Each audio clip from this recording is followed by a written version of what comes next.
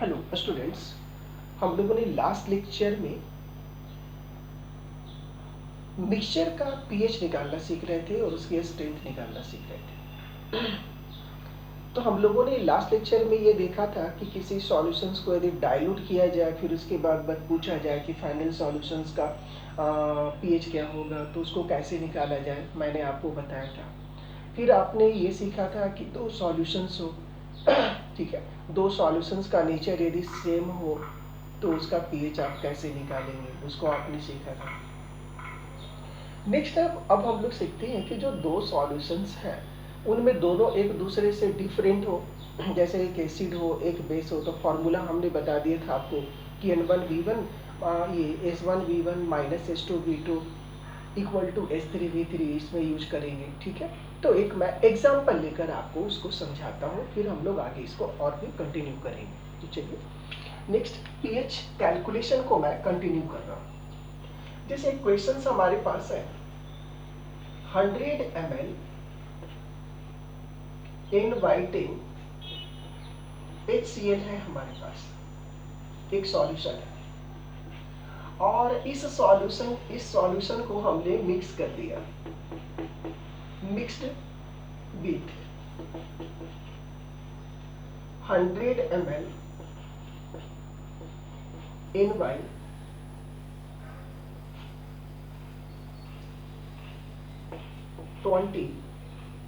NaOH solution के साथ। ठीक है, अब ये हमें बताना है find the pH of solution, final solution, resultant solution. जो रिजल्टेंट्स को मिलाने के बाद जो सॉल्यूशंस बनेंगे उसके pH क्या होंगे, ये हमें फाइंड आउट करना है। तो देखिए सबसे पहली बात हमने आपको बताया था, देखिए ये एसिड है और ये क्या है, बेस है, दोनों का नेचर डिफरेंट है। तो यहाँ पर सिंपल सा फॉर्मूला यूज करेंगे जो हमने बताया था S1V1 ठीक है minus S2V2 equal to S3V3। तो पहले आपको स्ट्रेंथ निकालनी है। ठीक है, अब ये दोनों नॉर्मलिटी में गिवन है, बहुत अच्छी बात है। तो यहाँ देखिए स्ट्रेंथ S1 कितने हैं 1/10 और वॉल्यूम कितने हैं 100, इसके स्ट्रेंथ 1/20, वॉल्यूम कितने हैं 100 equal to S3 find out करना है। V3 टोटल वॉल्यूम कितने होंगे 100 100 200। ठीक है, इसको कैंसिल कीजिए और इसको कैंसिल कीजिए, ये 2 से यहाँ 5 हो जाएंगे। ठीक है, तो और ये कितने हो गए 10 minus 5 equal to S3 multiplied by 200 और यहाँ से निकालेंगे S3 इक्वल टू कितने हो गए ये 5 डिवाइडेड बाई 200 राइट। अब इसको आप ऐसे लिख लीजिए, इसको ऐसे लिख सकते हैं ना 5/2 इंटू 100, 5 को 2 से डिवाइड कीजिए 2.5/100। ठीक है, और इसको कैसे लिख सकते हैं, इसको आप ऐसे भी तो लिख सकते हैं ना, इसको ऐसा कर दीजिए, इसको यहाँ 1000 ही कर दीजिए ना भाई, यहाँ 1000 कर दीजिए और ये हो गया 25 इंटू 10⁻⁻3। ठीक है, अब आप यहाँ देखिए ये जो आए ये तो नॉर्मेलिटी में है ना, n इक्वल टू आए ना। हाँ, अब इन सभी का n फैक्टर भी कितना एक ही है, तो इसको मोलारिटी में चेंज कर दीजिए। तो अब देखिए इसकी मोलारिटी में आप चेंज करेंगे तो सिंस n इक्वल टू ठीक है n equal to n factor into n। ठीक है, और n 25 इंटू 10⁻³ है, n फैक्टर कितना 1 है ना, क्योंकि n फैक्टर 1 है। ठीक है, तो n फैक्टर ये जो सॉल्यूशंस ये जो स्ट्रेंथ ये बना इसका, अब इन दोनों में देखिए यहाँ क्या है, ये एसिड ज्यादा था, एसिड का इक्विवेलेंट ज्यादा है या बेस का, तो एसिड का। ठीक है, तो ये जो अब स्ट्रेंथ मिला वो एसिड का ही है ना, ये तो एसिड का होगा और एसिड का n फैक्टर कितना 1 है, तो ये n फैक्टर 1 होगा। Therefore molarity is equal to 25 into 10⁻³ m। अब ये m निकल गया, आपकी मोलारिटी नहीं तो क्या होता है ये मोल पर लीटर। ठीक है, अभी कंसंट्रेशन क्या है, हाइड्रोजन आयन के कंसंट्रेशन होंगे, तो HCl को आप आयोनाइज करेंगे तो H प्लस Cl माइनस में लेंगे तो ये hydrogen ion concentration is equal to hydrogen ion concentration. अब आप इस pH निकालिए, therefore pH equal to minus log 25 into 10⁻³ अब इसको सॉल्व कीजिए आप, माइनस लॉग 25 को 5 स्क्वायर लिखिए प्लस ये माइनस है तो माइनस ही लिख दीजिए, चलिए minus log 10 to the power minus 3 equal to implies that ये हो गया माइनस 2, ठीक है, -2।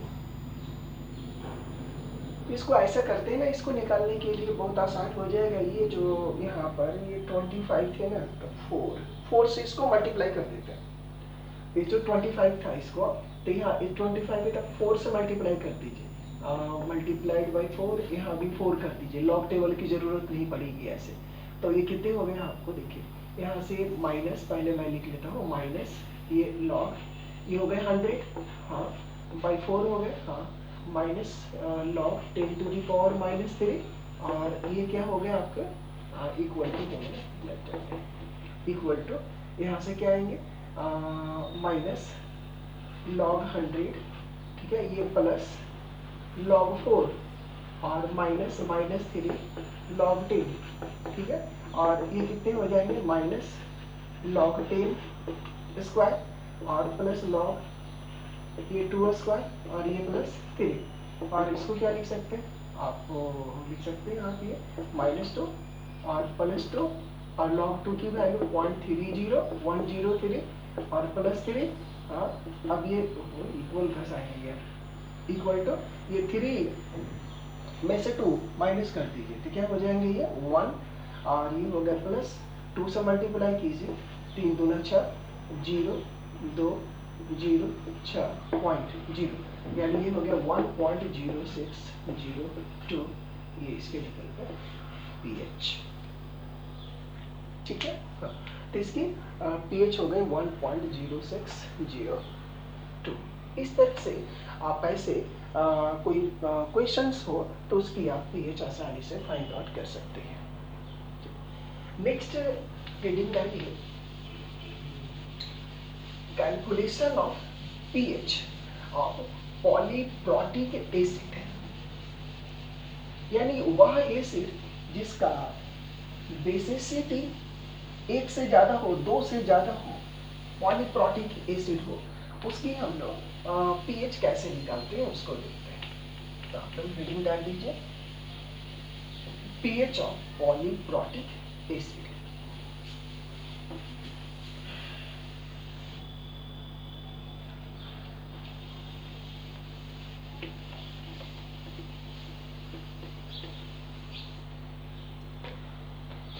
pH of polyprotic acid,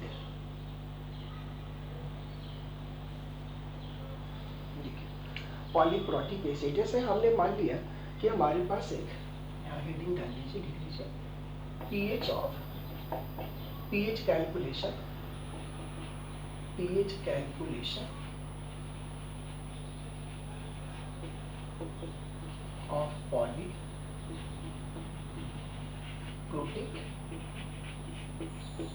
acid. Polyprotic acid हमने लिया H3A, ये हमारा पॉलीप्रोटिक एसिड है। अब इसकी हमें pH निकालनी है, ठीक है। अब ये क्या होता है, डिसोसिएट स्टेप बाय स्टेप होगा। जैसे मान लेते हैं यहाँ पर ये डिसोसिएट हो गया, तो ये बनाया H प्लस H2A माइनस, इसके लिए मान लेते हैं डिसोसिएशन कांस्टेंट Ka1 हमने माना कि है। अब ये फिर से डिसोसिएट होगा H2A माइनस, ये जब डिसोसिएट होंगे तो ये हो जाएंगे अब H प्लस HA माइनस, और इसके लिए डिसोसिएशन कांस्टेंट हमने माना Ka2।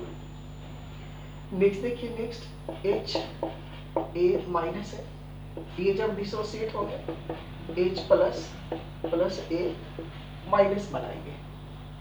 अब आप देखिए इसकी जो डिसोसिएशन कांस्टेंट है Ka3 है।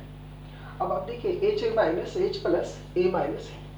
अब ये जो डिसोसिएशन कांस्टेंट है, अब हमने मान लिया, जैसे मान ली H3A है, अब इसकी कुछ इनिशियल कंसंट्रेशन होगी, इसके भी कुछ इनिशियल कंसंट्रेशन होंगे, इसके भी कुछ फिर यहाँ से इनिशियल कंसंट्रेशन होंगे, लेकिन कैसे होंगे वो देखिए। हमने माना कि इसका इनिशियल कंसंट्रेशन सी मोल है, ठीक है, इसका इनिशियल कंसंट्रेशन सी मोल है, सी मोल पर लीटर। तो जब ये डिसोसिएट होगा तो इसका कुछ ना कुछ तो डिसोसिएट होगा इसमें। मान लिया x डिसोसिएट हुआ तो बचा कितना, c माइनस एक्स। यहाँ कितना मिला x, यहाँ कितना मिला x, राइट। बात आ रही समझ में, दोनों का ही यहाँ x मिलेगा। तो अब देखिए यहाँ पर ये कहाँ से आया, यहाँ से, तो ये क्या होगा x। लेकिन अब इसका भी पार्ट तो ये डिसोसिएट हुआ ना, हाँ, तो अब इसका कितना डिसोसिएट होगा, मान लेते हैं y, तो यहाँ बचा कितना x माइनस वाई, यहाँ कितना मिला y, यहाँ कितना मिला y। तो ये तो यहीं से आया था ना, तो ये कितना था x था ना, लेकिन डिसोसिएशन होने के बाद अब कितना हो गया x माइनस वाई, तो ये भी हो जाएंगे x माइनस वाई। नेक्स्ट तो ये कितने मिले y आपको मिले, लेकिन अब इसका भी डिसोसिएशन हो रहा है, मान लेते हैं इसका डिसोसिएट हो गया z, तो बचा कितना y माइनस z, इसका मिला कितना z, इसका कितना मिला z मिला। बात आई समझ में।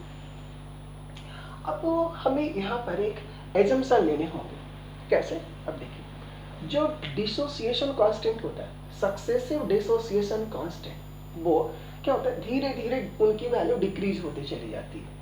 तो ये क्या होता है कि सक्सेसिव डिसोसिएशन कांस्टेंट, जैसे यहाँ पर K1, K2, K3 को देखा जाए, तो यहाँ पर आपको देखा जाए सिंस Ka1, ठीक है, is greater than Ka2 greater than Ka3, इस तरह से ये होते हैं सक्सेसिव डिसोसिएशन कांस्टेंट, धीरे धीरे डिक्रीज करते चले जाते हैं, ठीक है। तो अब देखिए इन सभी में अब हाइड्रोजन आयन का कंसंट्रेशन कितना हो गया, x plus Y plus z, यहाँ भी क्या होंगे x plus Y plus z, यहाँ भी क्या होगा x plus Y plus z. लेकिन इसमें ये सभी तो धीरे धीरे छोटे होते जा रहे थे, x plus Y plus Z में that is equal to x, ये सभी इक्वल टू x के हो जाएंगे, ठीक है, क्योंकि ये सभी बहुत ही कम हो जा रहा है, सबसे ज्यादा K1 ही है, इसके रेस्पेक्ट में ये सारे बहुत काफी छोटे हैं, तो एजम्पशंस मानने होंगे। दूसरी बात, तो x में से y that is also x, ठीक है। अब यहाँ पर ये क्या था y माइनस जेड, तो ये क्या आ जाएंगे यहाँ पे y माइनस ये जेड हो जाएगा ना, यहाँ से y माइनस जेड हो जाएंगे, तो y minus z equal to क्या होंगे y, समझ में आ रही बात। तो अब यहाँ से और यहाँ से y minus z equal to y, यहाँ y होंगे x minus y equal to क्या होंगे x होंगे। अब इसको देखिए तो के इस रिएक्शंस के लिए अब Ka1 का ही वैल्यू निकालिए, तो चलिए यहाँ से निकालते हैं। Therefore Ka1 इक्वल टू, तो ये डिसोसिएशन कांस्टेंट है, तो चलिए hydrogen ion concentration H2A minus divided by H3A की कंसंट्रेशन, चलो इसकी वैल्यू दीजिए, यहाँ x यहाँ भी x, यानी x into x divided by यहाँ कितने हो गए आपके देख लीजिए c माइनस एक्स, इसकी फर्स्ट इसकी जो वैल्यू है वो हो जाएगी c माइनस एक्स, तो ये होगा c minus x equal to x square by c minus x, equation 1 मान लीजिए इसको। नेक्स्ट देखिए Ka2 इक्वल टू Ka2 की वैल्यू यहाँ hydrogen ion concentration right into Ha minus concentration divided by H2A minus concentration, सभी की value रखिए, hydrogen ion concentration x right into Ha minus concentration y right divided by H2A minus concentration x, x cancel कीजिए equal to y, इसको equation 2 मान लीजिए। Next आइए from equation 3 Ka3 that is equal to, इसकी value दीजिए hydrogen ion concentration, next A minus concentration divided bye Ha minus concentration. अच्छा यहाँ पर एक चीज गड़बड़ हो गई, यहाँ पर तो माइनस माइनस है, यहाँ 2 माइनस हो जाएंगे, यहाँ 2 माइनस हो जाएंगे और यहाँ पर 3 माइनस हो जाएगा डिसोसिएशन के बाद राइट। तो यहाँ पर ये हमने 3 का लिखा है, तो ये 3 माइनस हो गया, ठीक है 3 माइनस, ठीक है ये 2 माइनस हो जाएंगे राइट, ठीक है। अब इन सभी की वैल्यू रखिए। Hydrogen ion concentration X A3Z, next HA2 minus कितने हैं, Y minus Z means Y, ये है Y, ठीक है। यहाँ देखिए, इसे मान लीजिए इक्वेशन नंबर 3। आपको KA1 KA2 KA3 गिवन है, ठीक है, ये कांस्टेंट की वैल्यू आपको गिवन होगी, तो ये हमें पता है, तो आपने y यहाँ से कैलकुलेट कर लिया, y की वैल्यू आप यहाँ रख दीजिए, ठीक है। तो यहाँ बचा x z, ठीक है, यहाँ x और z है, यहाँ क्या है x है, ठीक है, यहाँ x है, तो यहाँ से x की वैल्यू कैलकुलेट कर लेंगे, x की वैल्यू फिर यहाँ रख देंगे, c की वैल्यू कैलकुलेट, z की वैल्यू कैलकुलेट कर देंगे। In this way we have calculated the value of x y and z। तो x y z आपने कैलकुलेट कर लिया, तो आपको हाइड्रोजन आयन कंसंट्रेशन मिल गया ना। तो अब यहाँ पर लिख सकते हैं therefore pH equal to minus log hydrogen ion concentration means x plus y plus z। और ये क्या थी आपकी माइनस लॉग, और इसकी वैल्यू तो अभी आपने निकाल लिया ना, यहाँ से कैलकुलेट करके x y z सभी की वैल्यू निकाल लिए। तो यहाँ से हाइड्रोजन आयन कंसंट्रेशन जितनी आए उसकी वैल्यू दे दीजिए और उसको सॉल्व कर लीजिए और इसकी फिर pH कैलकुलेट कर लीजिए। तो in this way we can calculate the pH of polyprotic acid, और not only we can calculate by this method pH of only the polyprotic acid, we can also calculate the pH of polybasic acid. Same idea is used, है ना, we have to use same idea, we have to use same process, ठीक है। तो ये polyprotic acid और polybasic base, ठीक है, polyprotic acid और आप पॉली ये एसिडिक बेस भी लेंगे तो बेस का भी आप उसका pH आसानी से निकाल सकते हैं इस मेथड से। तो हम लोगों ने सीखा, हम लोगों ने अभी तक ये सीखा कि एसिड स्ट्रॉन्ग हो या बेस हो या वीक हो, या बेस स्ट्रॉन्ग हो या वीक हो, एसिड बेस का मिक्सचर हो, एसिड एसिड का मिक्सचर हो, बेस बेस का मिक्सचर हो, ठीक है। किसी तरह की यदि मिक्सचर भी हो तो उसका pH आसानी से कैसे निकाला जा सकता है उसका हमने आपको सिखाया। तो चलिए आज इस लेक्चर में इतना ही। अब हम लोग नेक्स्ट लेक्चर में इसके आगे हम लोग अब पढ़ते हैं। अब हम लोग ये सीखेंगे कि कोई यदि मिक्सचर हो जाए स्ट्रॉन्ग एसिड का, ठीक है।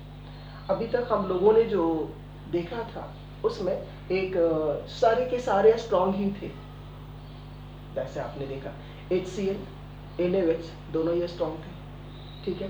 HCl का एसिड था, ठीक है, तो उसका स्ट्रेंथ दूसरा था और HCl का दूसरा स्ट्रेंथ था। तो अब हम लोग देखेंगे कि उसमें यदि कोई वीक एसिड मिला दे तो क्या होगा, उसकी स्ट्रेंथ कैसे निकालें, उसकी pH कैसे निकालें, तो और भी कुछ मिक्सचर्स हैं उनके बारे में हम लोग डिस्कस करेंगे। So okay, thanks to all.